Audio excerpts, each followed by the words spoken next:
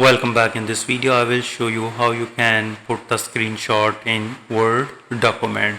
So first you need to click on the available window. For example, you want to take the screenshot of this Excel file. So for this you need to go to the Word and click on the insert and click on the screenshot and click on the screen clipping, and this will turn your screen gray and lets you click and drag a select specific part of the screen, for example this one, and here you can see that it is automatically inserted over here.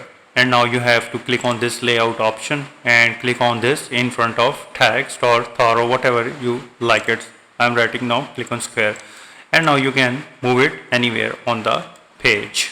There is another classic way to capture your entire screen. For this you need to press the print screen key on your keyboard, and you have to watch out where is your print screen, and in the on screen keyboard this is the print screen button. You just need to click on that and go back to the Word document or take the screenshot like this one, and now you can easily paste in the MS Paint as well.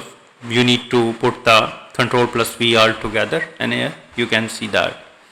There is another way you can use the window key Shift+S.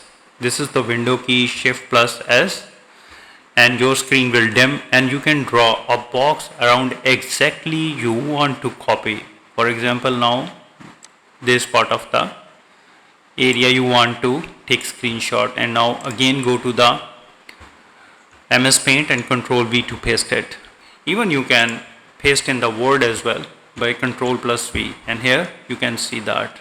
So with these way you can easily put the screenshot on in Word document. If you think this video is helpful, please support my channel. Thanks for watching.